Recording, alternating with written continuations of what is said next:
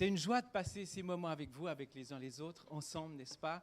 C'est un privilège de pouvoir louer, adorer Dieu, de pouvoir vivre la communion fraternelle, de pouvoir se connaître aussi davantage les uns les autres et surtout nous approcher ensemble de Dieu.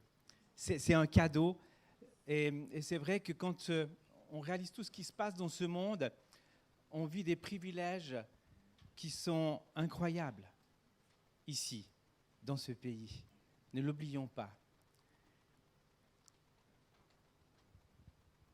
Une bienvenue particulière dans la suite de l'épître de joie. On peut déjà mettre premier dia, merci beaucoup. Dimanche dernier, Raphaël Guichou, notre pasteur bien-aimé et vénéré, a commencé le premier chapitre de cette lettre écrite par Paul aux Philippiens, une lettre écrite il y a environ 1960 ans, mais tellement actuelle et puis qui nous rejoint si bien dans notre vie quotidienne. J'aimerais t'encourager. Je te tutoie, comme ça c'est un petit peu plus proche. Continue à lire la parole de Dieu. Elle ne va jamais cesser de t'encourager, de te mettre au défi, de t'inviter à aller plus loin, de te donner des clés pour bien vivre ta relation avec Dieu, avec toi-même et avec ceux qui t'entourent. Lors du culte précédent, nous avons vu de quelle manière Paul vit dans la joie. Il vit dans la joie malgré les épreuves. Et comme on a vu ensemble, comment éviter les pièges voleurs de joie. Sa principale source à Paul, sa source de joie, est ce qu'il vit avec Dieu. Dans sa communion avec lui, dans son service pour lui. C'est là qu'il trouve d'abord sa joie. En réalité, on ne peut pas demeurer dans la joie, dans la paix, dans la motivation, sans vivre une réelle intimité personnelle avec Dieu. Lorsque, comme Paul, nous vivons cette intimité avec le Père, eh bien nous voyons des perspectives réelles, grandes de l'amour du Père. Chers amis, si nous voulons grandir dans l'assurance personnelle, c'est lorsque nous grandissons dans l'assurance de l'amour de Dieu. Nous vivons dans cette assurance parce que nous cultivons l'amour du Père. Chers amis, demeurez dans cette intimité et cultivez-la si vous voulez vous garder de tout ce qui peut vous ravir la joie. La plupart des conflits dans l'Église et de couple proviennent d'un manque d'intimité avec Dieu. En tout cas, personnellement, quand certaines pensées me traversent comme ça à l'esprit,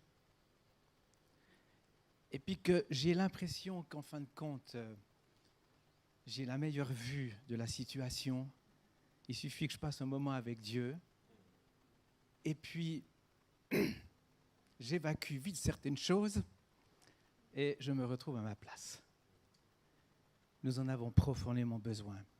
Et Paul va plus loin dans le deuxième chapitre de cette lettre. Il demande aux Philippiens de rendre sa joie à lui parfaite. Celle d'un apôtre qui aime l'Église qu'il a fondée il y a quelques années, celle de voir que cette communauté vit et travaille à son unité, à un amour réciproque réel. Dans Philippiens 1 à 2, Paul dit, si donc il y a quelque consolation en Christ, s'il y a quelque soulagement dans l'amour, s'il y a quelque union d'esprit, s'il y a quelque compassion et quelque miséricorde, rendez ma joie parfaite, ayant un même sentiment, un même amour, une même âme, une même pensée. Paul, il vise toujours le meilleur, la perfection. Philippiens 1,6, « Je suis persuadé que celui qui a commencé en vous cette œuvre cette bonne œuvre la rendra parfaite pour le jour de Jésus-Christ. Toujours dans le premier chapitre qu'on a lu, qu'on a commenté la dernière fois, versets 9 à 10. « Et ce que je demande dans mes prières, c'est que votre amour augmente de plus en plus en connaissance et en pleine intelligence pour le discernement des choses les meilleures, afin que vous soyez purs et irréprochables pour le jour de Christ. » C'est des superlatifs que l'apôtre Paul n'a pas peur de dire et de laisser sur les épaules des Philippiens à qui il écrit. Moi, je suis sûr que quand les Philippiens ils ont lu cette lettre, ils descendaient de plus en plus. Pour introduire le chapitre de 1 Corinthiens 13, et qui ne le connaît pas, sur l'amour, qui est connu dans le monde entier, il dira dans 1 Corinthiens 12, 31, juste le verset qui précède, « Aspirez aux dons les meilleurs ». Et c'est pas aspirer aux dons, non, il dit « Aspirez aux dons les meilleurs ». Et je vais encore vous montrer une voie par excellence. Hein? Aspirez à ce qui est meilleur, mais je vais encore vous montrer quelque chose de mieux. Il y a toujours du mieux pour Paul. C'est toujours possible de progresser. Si tu as l'impression que tu ne vas plus progresser, que tu vas t'ennuyer, vous savez que ça m'est arrivé, où je me suis dit, mais je vais m'ennuyer à un moment donné dans la foi, quoi. J'ai déjà lu quelques fois ma Bible et tout. Et franchement, j'ai réalisé jusqu'à ce jour que je ne me suis jamais ennuyé. Non, lorsque vous êtes avec Dieu, il y a toujours des progrès à faire. Vous croyez que vous êtes arrivé? Il y a la suite. C'est comme quand vous grimpez la montagne, vous savez. Hein? Vous arrivez, vous dites, on y est bientôt. Et, on y revient bientôt. Et puis bon, je ne vais pas tenir la matinée ainsi, mais c'est un paradoxe. À la fois, Paul est dans le contentement en tout, que ce soit dans la disette, les persécutions, et à la fois, il vise toujours le meilleur dans son service pour Dieu et pour les autres. Paul ne se contente pas de vivre sa joie et sa foi tout seul. Il sait l'importance de les vivre avec ses compagnons de route. Il sait combien sont précieux et gratifiants la collaboration, l'amour réciproque, le soutien mutuel, l'affection partagée. Aussi, il désire la même chose pour les chrétiens de Philippe.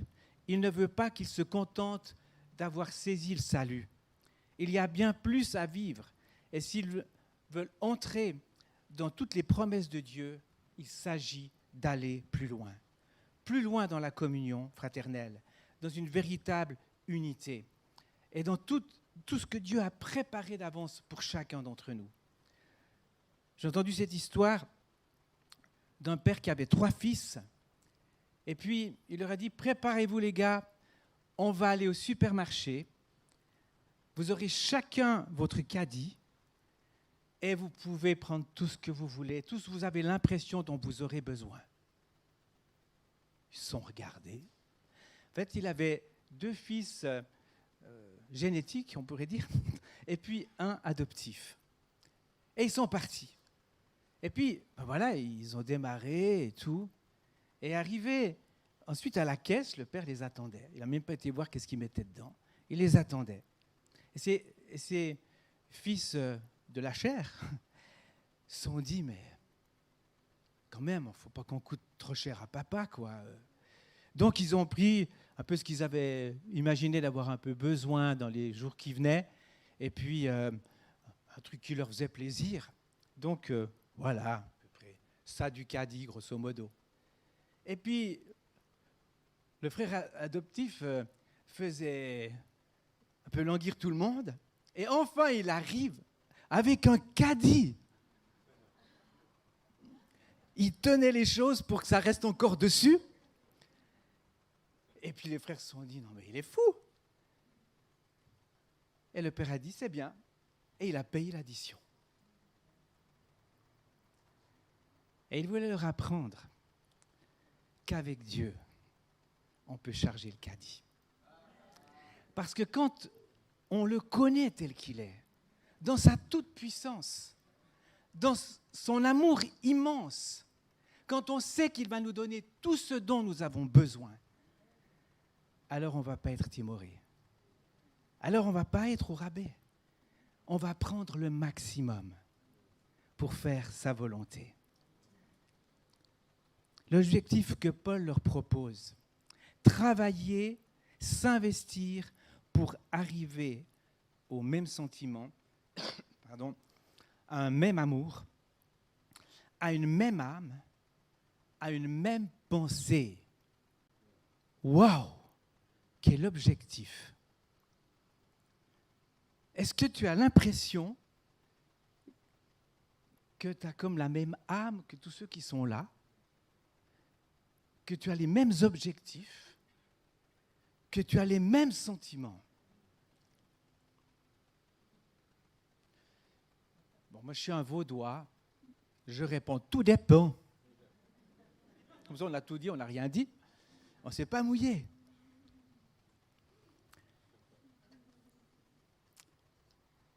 Tendre et réaliser ce but n'est pas seulement pour que Paul en tire de la joie. Il est pour la joie de Christ. Il est pour la joie du Père, qui ont une telle volonté pour chaque communauté. Il est également pour la joie de ceux qui le vivent, pour chacun, pour chacune d'entre nous. Un tel objectif ne peut être atteint et se vivre qu'avec la présence et la puissance du Saint-Esprit. Mais au fond, qu'est-ce que ça veut dire dans le concret? Et Paul leur donne quelques pistes très claires. C'est l'avantage avec Paul. Parfois, on se pose la question si c'est vraiment un avantage, mais enfin bref, c'est un avantage. Verset 3 à 5, « Ne faites rien par esprit de parti ou par vaine gloire. » Si vous voulez vivre ça, ne faites rien par esprit de parti ou par vaine gloire, mais que l'humilité vous fasse regarder les autres comme étant au-dessus de vous-même.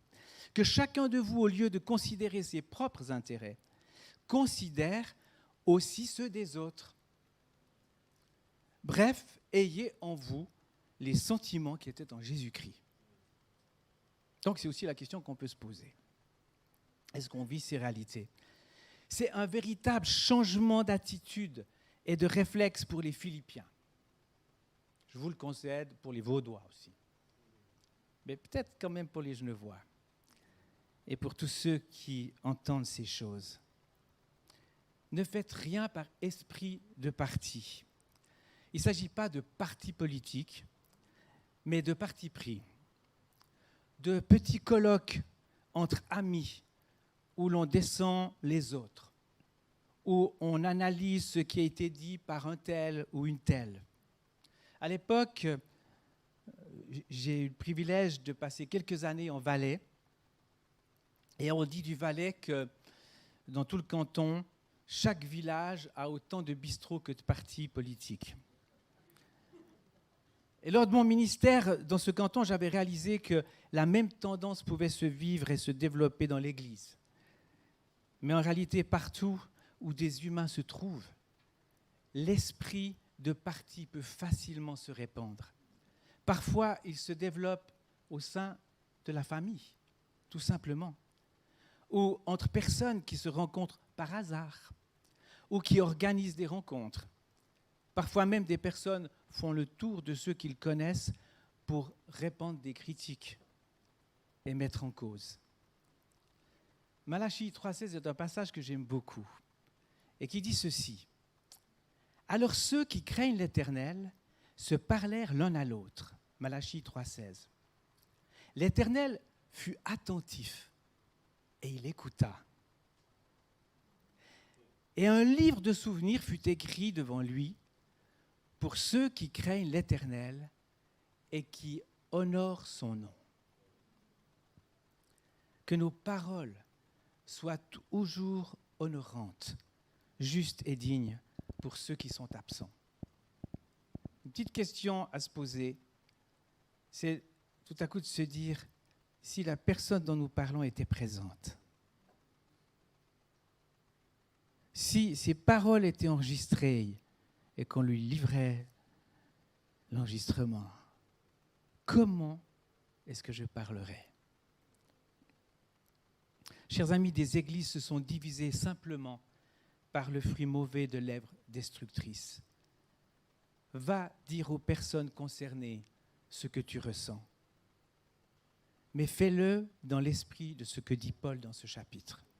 Parce qu'au fond, pour certaines personnes, franchement, ce n'est pas difficile de dire qu'est-ce qu'elles pensent. Ça va même plus vite que leurs réflexions. Mais dans quel esprit ?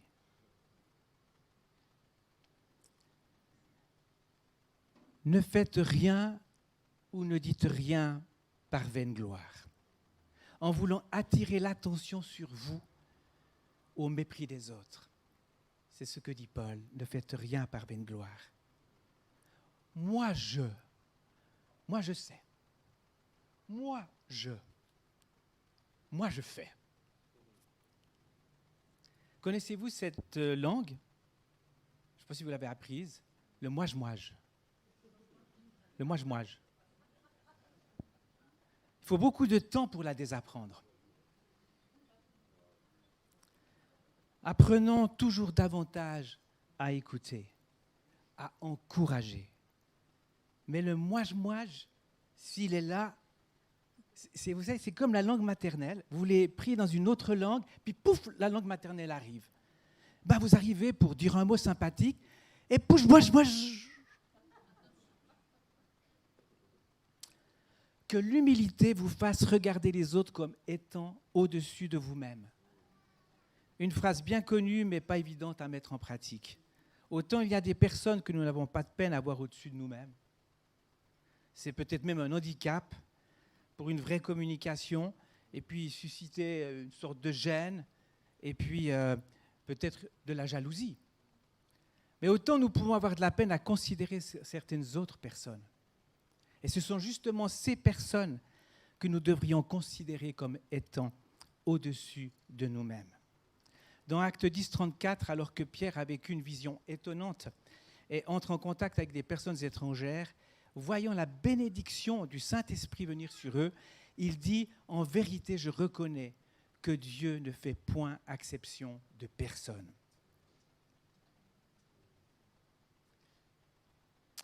Jésus avertira les chrétiens à qui il écrit,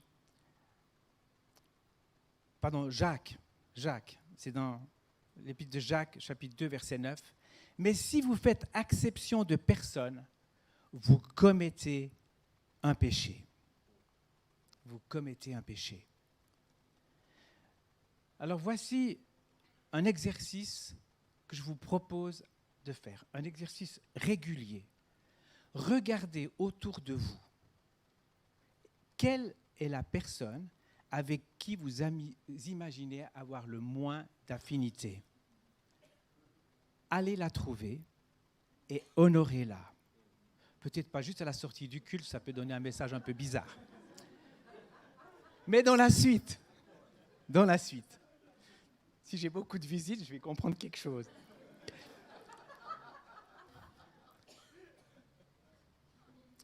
Honorez-la, intéressez-vous à elle et bénissez-la au nom de Jésus.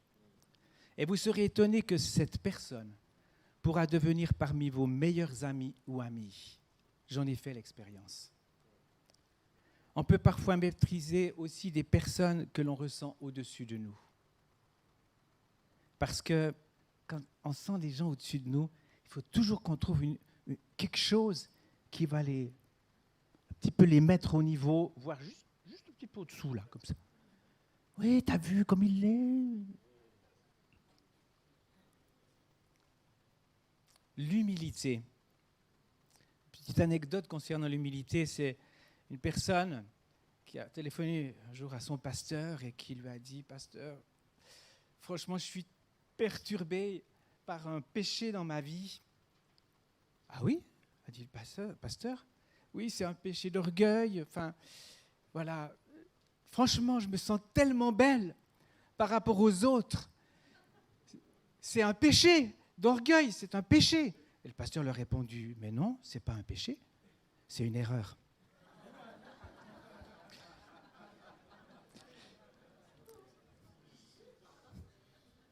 Bon, en l'occurrence, c'était une dame. Donc, pour être sûr qu'à la sortie, je ne me chope pas différente. Bon, ma femme n'est pas là, c'est bon, mais ça peut être un homme, chers amis. Le péché d'orgueil, il est tout là dans mes pectoraux. Bon, ce n'est pas mon cas, je suis navré, mais il peut y avoir toutes sortes de raisons.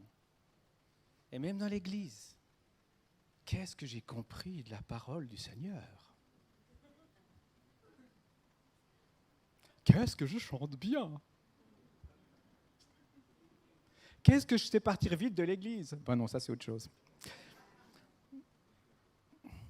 Une autre directive de Paul, bien connue, verset 4, que chacun de vous, au lieu de considérer ses propres intérêts, considère aussi ceux des autres.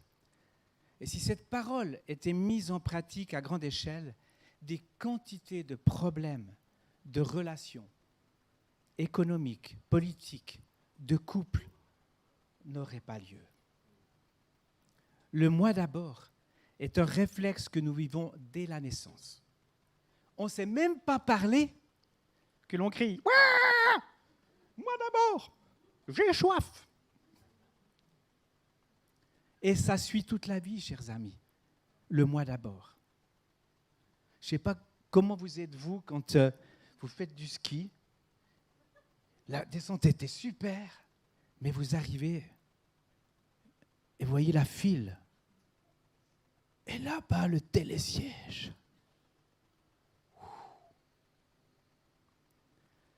Ben, moi, il me faut une bonne dose de prière pour ne pas dépasser.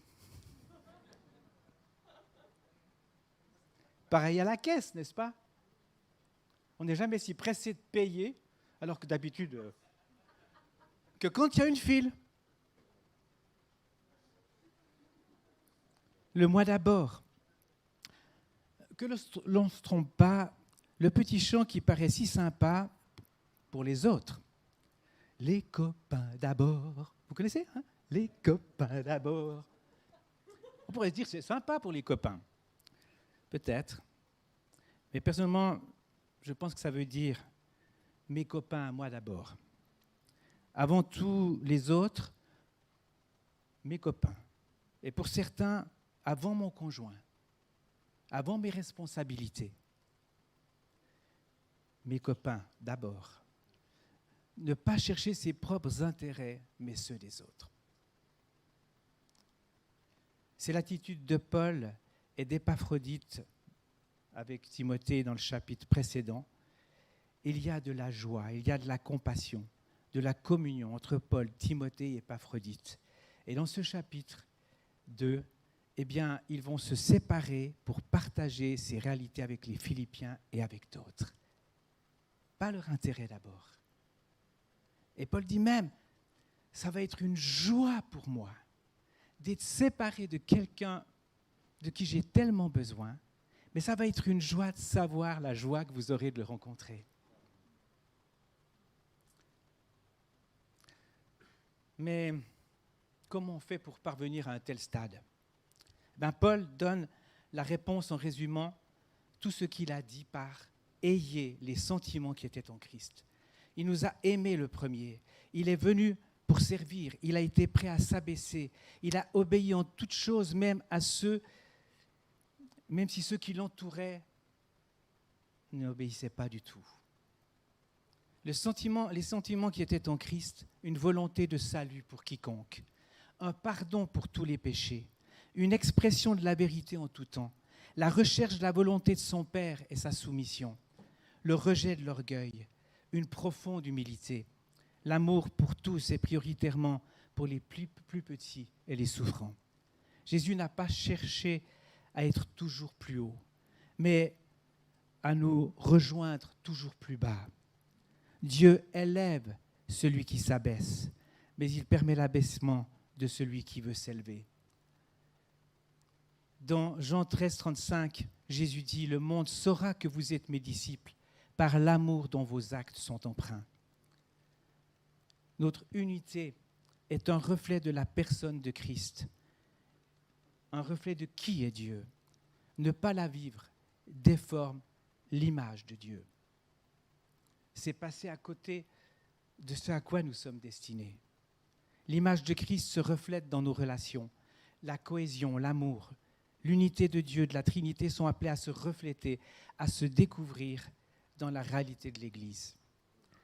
Tertullien, un des premiers écrivains bibliques, on pourrait dire, après la Bible, qui écrit ça entre 155 et 220, eh bien, dira ceci: « Voyez comme ils s'aiment, voyez comme ils sont prêts à mourir les uns pour les autres. » Il disait ça de ceux qui n'étaient pas croyants, mais qui voyaient les chrétiens vivre les persécutions, les difficultés, les humiliations.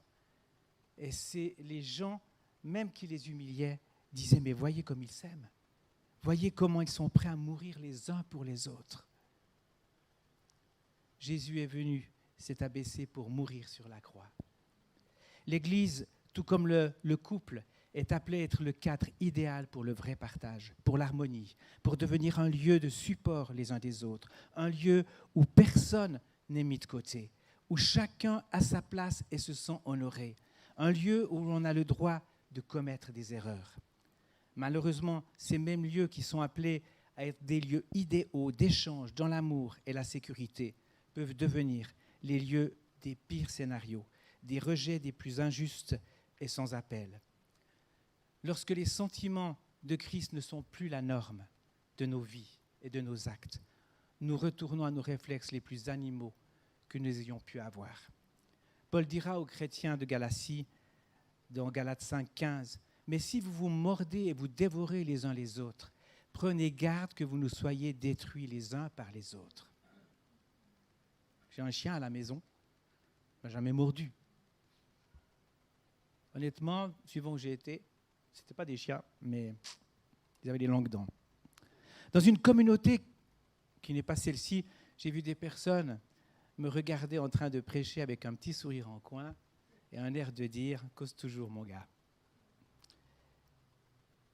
Des critiques le long de ma vie de pasteur me sont revenues où seul mon nom qui était nommé me permettait de m'identifier à ce que j'entendais.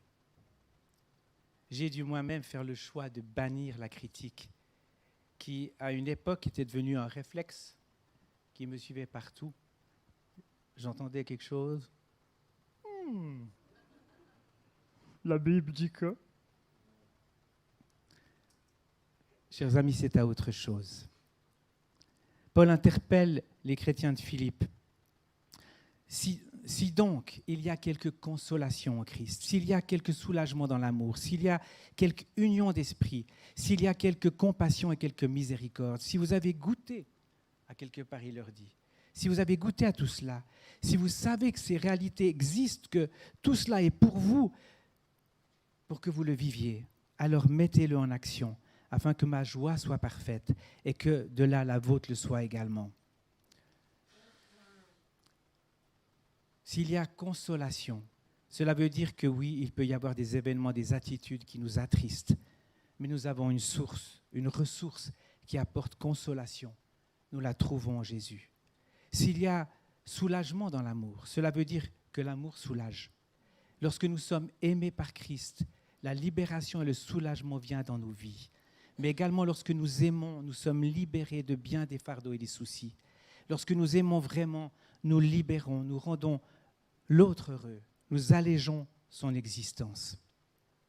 Mes chers amis, nous devons réaliser que chacun est en route. Des personnes peuvent vivre à votre égard de profonds rejets qui n'identifient même pas eux-mêmes. Le rejet des autres est lié au rejet que l'on a souvent vécu, ressenti à son propre égard. Beaucoup de personnes préfèrent rejeter pour se protéger de l'être eux-mêmes.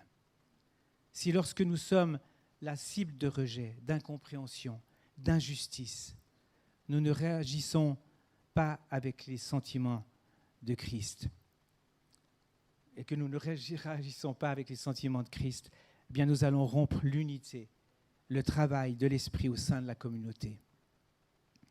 As-tu décidé de réagir selon les sentiments de Jésus? Est-ce que tu as déjà fait ce choix dans ta vie? Oh, ça ne veut pas dire que tu vas, depuis là, ping, chaque fois tu agis comme Jésus. Non. Mais parce que tu l'as décidé, ta vie va commencer de changer. parce que tu as imploré Jésus, pour que tes sentiments suivent son cœur, alors l'Esprit pourra te rappeler au fur et à mesure, te ramener dans la juste ligne des sentiments de Jésus. Si tu ne l'as jamais fait, tu risques fort de réagir uniquement avec tes propres sentiments qui sont tellement variables. Dans sa demande, Paul n'est pas utopiste ou aveugle. Il a bien trop vu l'esprit de querelle au sein des communautés, mais il continue de croire à l'Évangile, à sa puissance de transformation. Dieu n'a jamais dit son dernier mot. En quelques situations qui se passent, il crée des chemins là où il n'y en a plus, là où la volonté des hommes a coupé les ponts. Paul croit et met en pratique ce qu'il enseigne et communique. Il a une espérance là où il n'y a plus d'espérance. Il attend la réconciliation là où il y a division. Il cherche à parler au cœur de ceux-là même qui le rejettent. Est-ce à dire que nous devons ignorer les injustices, passer par-dessus les mensonges et les fausses accusations? Certes non. Il est juste de les identifier comme tels. Vient ensuite la manière dont nous allons les gérer et donner suite. Si c'est avec les sentiments qui étaient en Christ lorsqu'il est venu parmi les hommes, l'issue, l'impact seront très différents que si c'est par nos propres sentiments. Tous ont-ils accepté l'offre de Christ? Tous ont-ils reçu son amour? Tous ont-ils saisi l'opportunité de se réconcilier avec Dieu et avec les autres? Non. Mais ces offres leur ont été données. Le pardon leur a été offert. Et des millions de personnes les ont reçues au cours des siècles. Pour vivre dans cette dimension et nous y engager, nous avons besoin d'expérimenter la consolation de Christ, le renouvellement de son amour en nous, une vraie communion avec lui, sa compassion, sa miséricorde. Et alors nous pourrons la vivre avec et envers les autres, mes frères et sœurs dans la foi. En réalité, lorsque Jésus a commandé à ses disciples de s'aimer les uns les autres, ils étaient au début de leur foi et n'avaient même pas encore reçu le Saint-Esprit. Et lorsque Paul s'adresse aux chrétiens des différentes communautés, il s'adresse à des personnes à toutes sortes de niveaux de leur vie chrétienne. En réalité, dès le début, dès que tu nais de nouveau, bien, tu es appelé à vivre tous ces commandements et toutes ces attentes avec son aide. Et alors les miracles de l'Esprit s'accompliront dans notre vie et dans la communauté. J'aimerais terminer avec ce passage de Philippiens 2, 9 à 11, qui suit ce que nous venons de lire, de commenter. C'est pourquoi aussi Dieu, là, Jésus, souverainement élevé, et lui a donné le nom au-dessus de tout nom, afin qu'au nom de Jésus, tout genou fléchisse dans les cieux et sur la terre et sous la terre, et que toute langue confesse que Jésus-Christ est Seigneur, à la gloire de Dieu le Père. Un jour, tout genou fléchira. Partout où Jésus se révèle aujourd'hui, vraiment, il vient personnellement, les gens s'agenouillent. Ils ne peuvent pas faire autrement. Même quand on est venu l'arrêter, les gens sont tombés à terre. Mais un jour, tout genou sur la terre fléchira. Réalisons qu'un jour, tout ce qui sera dû sera donné. Tout ce qui aura été semé aura porté son fruit. Ne cherche pas avant le temps les honneurs, la reconnaissance, la bonne volonté de la part de tous, mais vis à fond tout ce qui peut contribuer à l'unité et à l'amour. Vois-le comme à l'avance. Tu seras dans la joie, même dans les épreuves et les adversités. Merci Patrick, si tu veux bien t'approcher.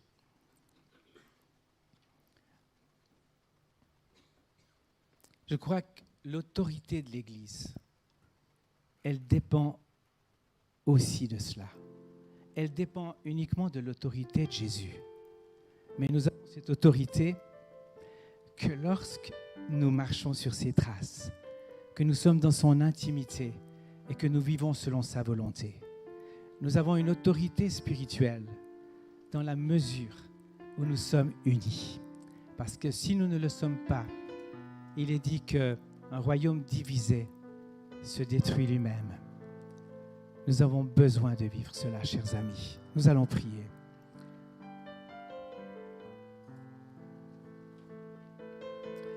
Je ne sais pas ton parcours. Je ne connais pas tes expériences.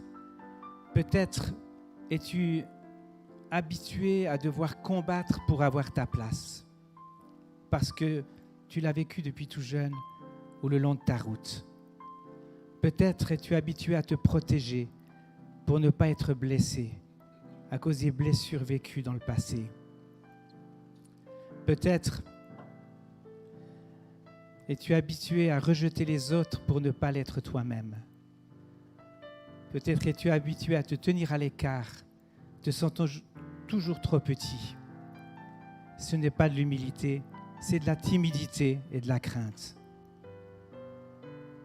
Le Seigneur veut t'affranchir et il veut te donner d'entrer dans cette réalité, cette joie de vivre l'unité. Approche-toi de lui ce matin. Si ces éléments que j'ai mentionnés sont ce que tu vis, c'est que tu manques encore de réaliser profondément l'amour de Dieu pour toi. Il t'accepte pleinement dans qui tu es. Il te reçoit auprès de lui. La parole de Dieu nous dit que celui qui vient dans la repentance, en reconnaissant son péché aux pieds de Jésus et qui cherche son pardon, alors toutes les portes lui sont ouvertes. Et là, il peut recevoir et prendre tout ce dont il a besoin. Ce matin, approche-toi de lui. S'il y a quelque chose à mettre en ordre dans ta vie, mets-le en ordre. Tu peux le faire en ces moments et le dire à Dieu. Et là, apporte-lui tous ces phénomènes que nous avons partagés ce matin. Et laisse-les au pied de la croix. Entre dans ce qui est promis pour toi. L'Église, la communauté est au Seigneur. Elle est à Christ, mais il la partage avec toi. Elle est la tienne. Il veut la construire avec toi. Abandonne la critique. Abandonne le besoin de te sentir à la hauteur des autres. Ce qui compte, c'est le regard de Dieu sur ta vie. Si tu as l'impression que tu es rejeté, eh bien, viens dans les bras de ton Seigneur. Le Seigneur a vécu sa vie sur la terre, entouré de personnes qui l'ont rejeté. Tu ne peux pas t'imaginer de vivre dans ce monde sans être rejeté. Tu ne peux pas t'imaginer être disciple de Jésus sans être rejeté, même parfois au sein de la communauté, parce que chacun est en route là où il en est. Mais tu peux savoir que tu es accepté par Jésus et que cela est plus fort que tout rejet qui peut t'entourer. Viens à lui ce matin. Seigneur, tu étends ta main sur mes frères et sœurs, tu continues d'agir, tu nous unis les uns aux autres, tu nous donnes d'être bénissants les uns pour les autres, tu nous donnes chacun de pouvoir recevoir le plus petit, celui qui peut-être aux yeux des hommes ou à nos propres yeux est le plus insignifiant, parce qu'il est tellement grand devant toi. Ô Seigneur notre Dieu, merci. J'invoque ton nom sur les couples, sur les familles qui vivent en dehors de ces principes dont nous avons parlé, qui vivent des tensions, qui vivent des maux terribles, qui vivent des situations méprisantes. Dans le nom de Jésus, je veux refuser cela et proclamer ta seigneurie. Tu viens équiper mes frères, mes sœurs qui font face à des choses difficiles, peut-être dans leur travail, dans toutes sortes de circonstances. Ce même chapitre nous dit que nous sommes des flambeaux qui doivent briller partout. Seigneur, tu leur donnes de pouvoir le vivre parce que tu es là, tu consoles, tu guéris, tu remplis de ton amour dans le nom de Jésus. Amen.